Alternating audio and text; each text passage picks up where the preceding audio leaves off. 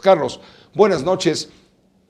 Adelante, tienes la palabra. Venga. Pues mira, primero hay que reconocer que son muy creativos. No creo que en la historia del derecho hayamos encontrado una solución pues tan mañosa para salirse del ámbito donde esto tendría que haber sido definido. Es un asunto académico. Le corresponde a la Universidad Nacional Autónoma de México definir con los procedimientos propios que en la academia se construyen, que son bastante rigurosos, para un caso que hay que recordar, Pepe, que es verbatim, son idénticas las dos tesis. Y hay que recordar también, como se dijo acá, son idénticos los primeros capítulos. Una de ellas, la del otro, tiene un capítulo adicional. Segundo, que una fue primero.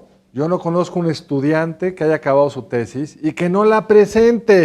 Entonces es un poco raro que ella dice haberla hecho antes y luego la sacó un año después de lo que lo había sacado el primer autor. Y recordemos también que hay muchas otras tesis similares a estas, que hay como una suerte de patrón muy difícil de justificar. Pero vayamos a la creatividad jurídica, Pepe.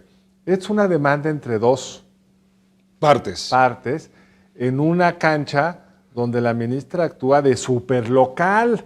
Es el pleito entre Edgar Ulises Báez, exacto, el ahora acusado como plagiario, el autor de la primera tesis en tiempo, sí, y la ministra Esquivel. Y la ministra. Pero ese demandado no se presentó.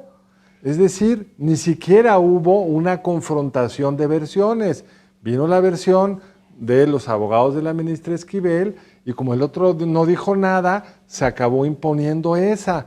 Es un gran acto de propaganda. Si la ministra estuviera tan confiada de ser la autora de esa tesis, levantaría los amparos y nos permitiría conocer el criterio del Comité de Ética. Formado no por una de las partes, como es el caso de este juicio, donde solo oímos la opinión de ella. Tendríamos la opinión de terceros, profesores de la universidad que han analizado el asunto, profesores de distintos ámbitos además, que no tienen nada que ver con la política mexicana. Te voy a dar algunos datos proporcionados a mí personalmente por uno de los abogados de la ministra. Me mandó a decir, a la UNAM no tendría por qué ser notificada porque no era parte. 2. Estos derechos de autor tienen valor general. La jueza ordenó el registro en el Registro Público de Derechos de Autor. La autonomía de la UNAM no le permite pasar por encima de una sentencia firme. La autoridad judicial tiene competencia para resolver los temas de derecho de autor y, como bien dijo el abogado Concha de la UNAM, no puede contradecir lo que dijo la jueza competente.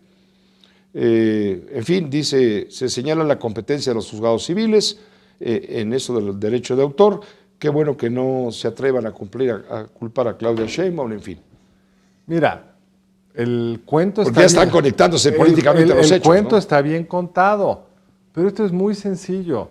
Si ellos están tan seguros que permitan que la UNAM, en este comité de ética donde participan académicos que no están vinculados con ninguna de las dos partes, que no son actores de la política, puedan presentar su dictamen.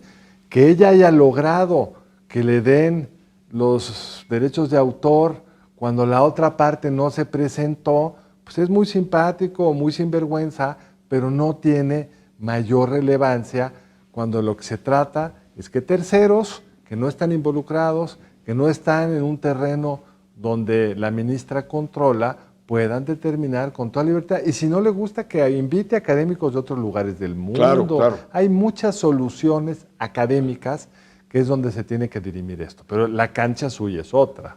Pero mientras no le quiten la mordaza a la UNAM, es decir, mientras la ministra no desista de los amparos que tienen callada la universidad, nunca conoceremos... Pero incluso los amparos, acuérdate que ya se había resuelto, ya había logrado levantar la suspensión y se fue nuevamente por el ámbito de la Ciudad de México. Fue otro juez de la Ciudad de México el que los volvió a callar. Entonces, están haciendo casi una caricatura de cómo se puede usar el derecho cuando lo conoces bien, conoces a los actores y no dejas realmente que se conozca la verdadera sustancia y que se haga justicia. Esa turbiedad revela, por supuesto, sospecha política por lo menos detrás de todo esto. Que le levante la mordaza a la UNAM y que los académicos nos digan quién copió a quién. Gracias, Carlos. Tan sencillo, Pepe. Gracias, Carlos Elizondo. Gracias a ti, Pepe. Bienvenido, como siempre, con tu comentario.